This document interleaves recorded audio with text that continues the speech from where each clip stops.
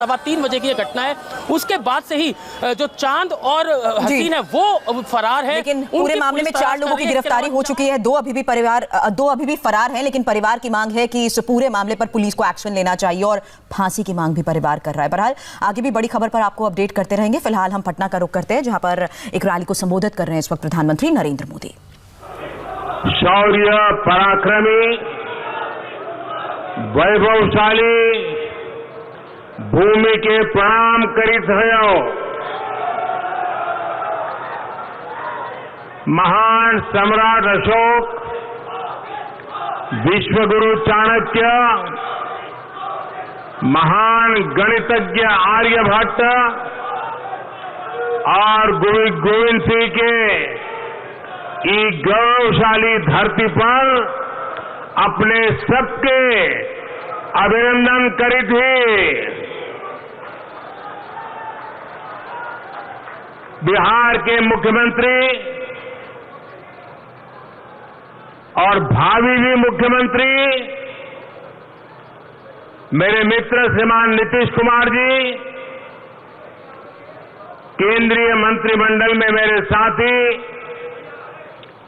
श्री रविशंकर प्रसाद जी,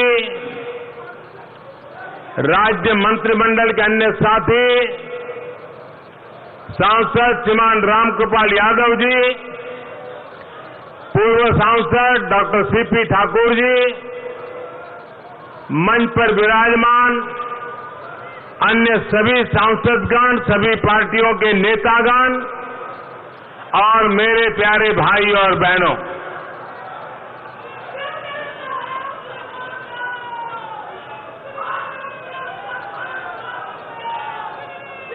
पटना, नालंदा और दूसरे जिलों के अलग अलग क्षेत्रों से पधारे आप सभी साथियों और जो हजारों साथी डिजिटल माध्यम से जुड़े हैं, सभी को मेरा आदरपूर्वक प्रणाम। हर बार की भांति इस बार भी आपका स्नेह और आपका जोश इस मैदान में ही नहीं बल्कि पूरे बिहार में संदेश दे रहा है, पूरे देश में संदेश दे रहा है। मेरा आज दूसरी बार बिहार आना हुआ है। मैं जहां गया हूं ऐसा ही अद्भुत नजारा, ऐसा ही उमंग, ऐसा ही दृढ़ निश्चय मैं बिहार के लोगों में देख रहा हूं और इसलिए मैं बिहार की जनता का सर झुका करके वंदन करता हूं। भाई और बहनों, बीते 1.5 दशकों में नीतीश जी की अगुवाई में बिहार ने कुशासन से सुशासन की तरफ कदम मजबूत गति से बढ़ाए हैं। एनडीए सरकार के प्रयासों के कारण बिहार ने असुविधा से सुविधा की और अंधेरे से उजाले की ओर, अविश्वास से विश्वास की ओर, अपहरण उद्योग से अवसरों की ओर एक लंबा सफर तय किया। लेकिन सुशासन और विकास एक निरंतर चलने वाली प्रक्रिया है। जब एक सुविधा सामान्य जन तक पहुंचती है तो फिर उससे भी ऊपर की सुविधा के लिए आकांक्षा बढ़ती है। बीते सालों में देश और बिहार के युवाओं की यही आकांक्षा और अपेक्षा बड़ी है। जो कभी वंचित था, अभाव में था, निराश था, वो अब आकांक्षी बन गया है। ये बिहार की और एनडीए सरकार की बहुत बड़ी कामयाबी है और इसके लिए मैं नीतीश जी को बधाई देता हूं। भाई और बहनों, अटल जी कभी कहते थे कि बिहार में बिजली की परिभाषा ये है कि जो आती कम है, जाती ज्यादा है। लालटेन काल का अंधेरा अब छट चुका है, लेकिन बिहार की आकांक्षा अब लगातार बिजली, एलईडी बल्ब की है। पहले अस्पताल में एक डॉक्टर का मिलना मुश्किल था, अब जगह जगह मेडिकल कॉलेज और एम्स जैसी सुविधाओं की आकांक्षा है। पहले गांव-गांव में मांग थी कि किसी तरह खड़ंजा बिछ जाए, अब हर मौसम में बनी रहने वाली चौड़ी सड़कों की आकांक्षा है। पहले सामान्य रेलवे स्टेशन भी एक सपना थे, अब स्टेशन तो आधुनिक सुविधाओं से जुड़े ही रहे, नए नए रेल रूट शुरू किए जाएं, इसकी भी आकांक्षा है। भाई और बहनों, बिहार के गरीब की आकांक्षा, बिहार के मध्यम वर्ग की आकांक्षा कौन पूरी कर सकता है? वो लोग जिन्होंने बिहार को बीमार बनाया, बिहार को लूटा, क्या वो ये काम कर सकते हैं? जिन लोगों ने सिर्फ अपने परिवार के बारे में सोचा, बिहार के एक एक व्यक्ति के साथ अन्याय किया, दलितों, पिछड़ों, वंचितों का हक भी हड़प लिया, क्या वो लोग बिहार की उम्मीदों को समझ भी पाएंगे? साथियों, आज बिहार जो चाहता है, बिहार के लोग जो चाहते हैं, वो एनडीए के लिए संकल्प पत्र की तरह है, शपथ पत्र की तरह है। आज बिहार के शहरों को बिहटा जैसा नया और आधुनिक एयरपोर्ट चाहिए। पहले महात्मा गांधी सेतु की स्थिति सुधारने की मांग होती थी, अब पूरे राज्य में ऐसी सुविधाओं की मांग होती है। पहले गंगा जी की स्वच्छता एक बहुत बड़ा विषय था, अब गंगा जी का पानी तो साफ हुआ ही है, यहां पटना में रिवर फ्रंट भी बन चुका है। हाल में जो सरकार ने मिशन डॉल्फिन शुरू करने का फैसला किया है, ये मिशन डॉल्फिन के कारण उसका सबसे बड़ा लाभ गंगा के इस पाट पे होने वाला है। पटना और आसपास के लोग उसके कारण बहुत रोजी रोटी कमाने वाले हैं। सैकड़ों करोड़ रुपयों का खर्च होने वाला है। साथियों, पहले पटना में रिंग रोड की मांग होती थी, रिंग रोड बनी तो फिर मेट्रो की मांग तेज हुई। आज पटना मेट्रो पर काम चल रहा है तो दूसरे शहरों में भी ऐसी सुविधा की अपेक्षाएं बढ़ी है। आज पटना सहित बिहार के सभी शहरों में सड़क, पानी और सीवर जैसे बुनियादी मुद्दों पर तेज गति से काम किया जा रहा है। गंगा जी में गिरने वाले गंदे नालों का पानी ट्रीट करने के लिए, साफ करने के लिए आधुनिक ट्रीटमेंट प्लांट भी लग रहे हैं। गंगा जी के घाटों का जीर्णोद्धार किया जा रहा है, घाटों का सुंदरीकरण किया जा रहा है। साथियों, एक समय था जब पासपोर्ट बनवाने के लिए पटना आने के सिवाय कोई चारा नहीं था। अब बिहार में 33 पोस्ट ऑफिस पासपोर्ट सेवा केंद्र खुल चुके हैं। अब पासपोर्ट बनवाना और आसान हुआ है और ये मांग भी बढ़ी है कि और शहरों में भी ऐसे सेंटर खोले जाए। भाइयों और बहनों, बिहार के लोगों की इन अपेक्षाओं की पूर्ति अगर कोई कर सकता है तो आपको भी भरोसा है, देश को भी भरोसा है, ये सिर्फ और सिर्फ एनडीए कर सकता है।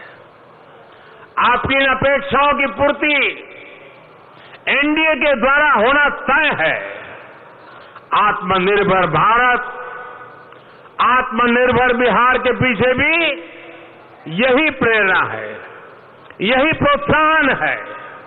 इस अभियान का सबसे बड़ा लक्ष्य देश के, बिहार के अपने सामर्थ्य को नई ऊर्जा देने का है।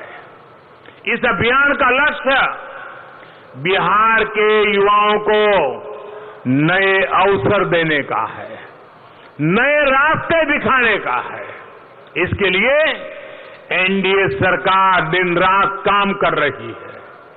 बीते समय में शिक्षा से लेकर शासन तक, किसान से लेकर श्रमिक तक, ईज ऑफ लिविंग से लेकर ईज ऑफ डूइंग बिजनेस तक के लिए अभूतपूर्व रिफॉर्म्स किए गए हैं। आज 3.5 दशक बाद नई राष्ट्रीय शिक्षा नीति देश को मिल चुकी है। इस शिक्षा नीति में भाषा और अवसरों के अभाव के कारण बिहार का जो हमारा गरीब और वंचित छूट जाता था, उसको सबसे ज्यादा लाभ होने वाला है। यही नहीं, बिहार जैसे राज्यों में इंटरनेशनल इंस्टीट्यूट्स और क्वालिटी टीचर्स के लिए भी एक खाका इसमें खींचा गया है। साथियों, पढ़ाई ही नहीं, सरकारी भर्तियों में पारदर्शिता के लिए निरंतर कदम उठाए जा रहे हैं। अगर एससी एसटी के आरक्षण को 10 साल के लिए आगे बढ़ाया गया है, इसी पार्लियामेंट के सत्र में हमने समाज के प्रति सामाजिक न्याय का ये कदम उठाया है। तो सामान्य वर्ग के गरीबों को भी सामाजिक न्याय का हक है और इसलिए सामाजिक वर्ग के गरीबों को भी 10% का आरक्षण दिया गया है। केंद्र सरकार ग्रुप बी और ग्रुप सी की सेवाओं से इंटरव्यू पहले ही खत्म किया जा चुका है। वे भ्रष्टाचार का बहुत बड़ा मायाजाल था, उसे खत्म कर दिया। अब और एक बड़ा महत्वपूर्ण कदम लिया है। अब कॉम्पिटिटिव एग्जाम की व्यवस्था में भी अभूतपूर्व सुधार किए गए हैं। नेशनल रिक्रूटमेंट एजेंसी के तहत अब रेलवे, बैंक और दूसरी अनेक सरकारी भर्तियों के लिए एक ही कॉमन एंट्रेंस एग्जाम की व्यवस्था, ये बहुत बड़ा सुधार है। अलग अलग एग्जाम खत्म होने से युवाओं की ऊर्जा, कोचिंग में लगने वाला धन और समय, परेशानी, सब कुछ बहुत कम हो जाएगा। इससे भर्तियों में पारदर्शिता भी बढ़ेगी। वरना पहले तो हर एक के लिए अलग फॉर्म भरो, हर एक के लिए अलग एग्जाम दो और एक ही डेट में 2 एग्जाम आ गई तो कहां जाओ कहां न जाओ, परेशानी, ये सब अब खत्म कर दिया गया है। और अब दूर दूर तक जाना भी नहीं पड़ेगा, अपने जिले में व्यवस्था मिल जाएगी, ताकि आप हिंदुस्तान की बड़े से बड़ी किसी भी जगह पे जाना चाहते हैं, आपका रास्ता खुल जाएगा। आज आत्मनिर्भर बिहार के माध्यम से अगर भाजपा और एनडीए नए रोजगार निर्माण का रोडमैप रख रही है, तो उसके पीछे इन्हीं सुधारों का आत्मविश्वास है। साथियों, बिहार में आईटी हब बनने की पूरी संभावना है। यहां पटना में भी आईटी की बड़ी कंपनी ने अपना ऑफिस भी खोला है। सिर्फ ऑफिस ही नहीं खुला है, बिहार के नौजवानों के लिए नए अवसर भी खुले हैं। बीते सालों में दर्जन भर बीपीओ पटना, मुजफ्फरपुर और गया में खुल चुके हैं। इससे भी अनेकों युवाओं को रोजगार मिला है। मैं पटना के लोगों से जानना चाहता हूं, बिहार के लोगों से जानना चाहता हूं, क्या जंगल राज में बिहार आईटी हब बनने का सपना भी देख सकता था? मेरे प्यारे बिहार के भाइयों बहनों, पुरानी चीजें याद करके एक बात जरूर अपने मन को सवाल पूछिए, आप मन में सोचिए, जंगल राज के युवराज क्या वो बिहार को आईटी के क्षेत्र में या आधुनिकता के किसी भी क्षेत्र में आगे ले जा सकते हैं? इसका जवाब मुझसे ज्यादा बिहार की जनता जानती है। 15-15 साल तक वो जुल्म झेला है। भाइयों और बहनों, आज देश में टेक्नोलॉजी का इस्तेमाल बढ़ाने में उन लोगों की बहुत बड़ी भूमिका है जिन्हें जंगल राज के दौर में यहां से पलायन के लिए मजबूर होना पड़ा था। आज जब देश में एक नई टेक्नोलॉजी की क्रांति आ रही है, तो बिहार का युवा अपने घर पर रहते हुए भी बहुत बड़ी भूमिका निभा सकता है। साथियों, आज एनडीए सरकार का जोर है कि सरकारी सेवाओं, अरे आपका उत्साह मुझे मंजूर है भैया, मेरी आपसे प्रार्थना है, अभी काफी दिन काम करना है। साथियों, आज एनडीए सरकार का जोर है कि सरकारी सेवाओं और सरकारी सुविधाओं से कोई क्षेत्र या कोई व्यक्ति छूट न जाए। इसके लिए ज्यादा से ज्यादा टेक्नोलॉजी का उपयोग किया जा रहा है। पटना में ही शहरी गरीबों को 28,000 पक्के घर टेक्नोलॉजी के उपयोग से स्वीकृत हुए हैं। आज सैलरी हो, पेंशन हो, प्रमाण पत्र हो, स्कॉलरशिप हो, सब्सिडी हो, टैक्स हो, ऐसी सैकड़ों सुविधाएं, हर जानकारी आपके फोन पर उपलब्ध है। पूरी सरकार आपकी हथेली में है। बिहार में गांव में खुले 34,000 कॉमन सर्विस सेंटर्स, ये सुविधाएं सामान्य नागरिक को दे रहे हैं। आज व्यापार कारोबार के लिए भी ज्यादातर परमिशन ऑनलाइन कर दी गई है। सिंगल विंडो की सुविधाएं दी जा रही है। अभी सरकार ने एक और योजना शुरू की है, जिसे यहां एनडीए सरकार बनने के बाद लागू करने की पूरी तैयारी है। ये योजना है स्वामित्व योजना। स्वामित्व योजना के तहत ड्रोन टेक्नोलॉजी से गांवों में जमीन की घरों की प्रॉपर्टी की मैपिंग हो रही है। एक बार मैपिंग होने के बाद लोगों को जमीनों का, घरों का प्रॉपर्टी कार्ड भी दिया जा रहा है। ये प्रॉपर्टी कार्ड मिलने के बाद आपको अनेक झगड़ों से मुक्ति मिलेगी, बैंकों से कर्ज आसानी से मिलेगा। साथियों, टेक्नोलॉजी के माध्यम से कैसे समाज के हर क्षेत्र, हर व्यक्ति को तेजी से लाभ सुनिश्चित होता है, ये कोरोना काल में भी देखने को मिला है। आप कल्पना कर सकते हैं, अगर मोबाइल को आधार और बैंक खातों से न जोड़ा गया होता तो इस संकट काल में बिहार की गरीब बहनों के खाते में करोड़ों रुपए सीधे कैसे पहुंच पाते। अगर पीएम किसान सम्मान निधि को टेक्नोलॉजी से न जोड़ा गया होता तो क्या बिहार के किसानों के बैंक खाते में हजारों करोड़ रुपए पलक झपकते क्या पहुंच पाते।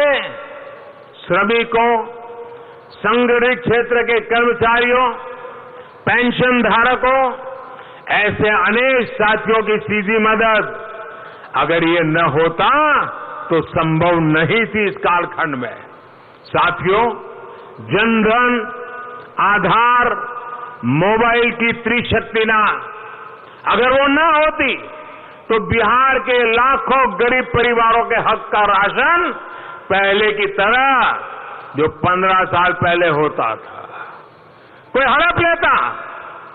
कोरोना के इस काल में गरीब और मध्यम वर्ग के वो साथी जिन्होंने home loan, auto loan, education loan, credit card या एमएसएमई के लिए लोन ले रखा है, उनको भी बड़ी राहत दी गई है।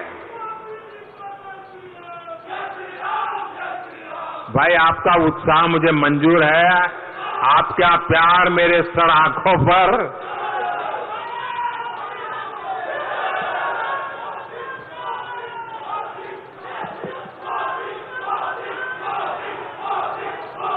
आपका प्यार मेरे सर आंखों पर। मेरे प्यारे भाई बहनों, ऐसे साथी जो पहले नियमित रूप से किस्त चुका रहे थे लेकिन कोरोना के कारण वो ऐसा नहीं कर पाए, उनको ब्याज में राहत दी गई है। ये काम भी टेक्नोलॉजी के उपयोग से पूरी पारदर्शिता के साथ तेजी से किया जा रहा है। भाई और बहनों, कुछ देर पहले मैं रविशंकर जी से चर्चा कर रहा था, उन्होंने भी बड़ी अच्छी जानकारी मुझे दी है। लॉकडाउन के दौरान जब बैंक या एटीएम जाना मुश्किल था, तब डाक विभाग ने बिहार के 23 लाख बड़ी आयु के साथियों को घर बैठे बैंक से लेन देन की सुविधा दी है। कुछ साल पहले तक भारत में मोबाइल फोन चलाना, इंटरनेट चलाना सिर्फ साधन संपन्न लोगों का ही विषय माना जाता था। आज गरीब से गरीब के पास भी, दलित हो, वंचित हो, पिछड़ा हो, समाज के हर वर्ग के युवाओं के पास अपना मोबाइल फोन है। सिर्फ मोबाइल फोन ही नहीं है, कॉल करना और इंटरनेट चलाना इतना सस्ता है। ये भी एनडीए सरकार की ही देन है। भाइयों और बहनों, निरंतर आगे बढ़ना, नए आयाम तय करना ही विकास है। अब देश के, बिहार के, गांवों के करोड़ों साथियों को गांव में तेज इंटरनेट चाहिए। 1000 दिनों के भीतर 1000 दिनों के भीतर गांव-गांव ऑप्टिकल फाइबर पहुंचाने का अभियान भी बिहार से ही शुरू हो चुका है। लक्ष्य ये है कि बिहार के गांव-गांव में ये काम आने वाले कुछ महीनों में ही पूरा कर लिया जाए। इससे हर गांव में सार्वजनिक वाईफाई सेवा मिलेगी। प्राइमरी स्कूल, आंगनवाड़ी, आशा वर्कर और जीविका दीदियों को 1 साल के लिए मुफ्त इंटरनेट सुविधा दी जाएगी। दरभंगा मुजफ्फरपुर के बाद इस वक्त प्रधानमंत्री नरेंद्र मोदी पटना से जनता को संबोधित कर रहे हैं। दोबारा आपको लिए चलेंगे रैली में एक छोटे से ब्रेक के बाद।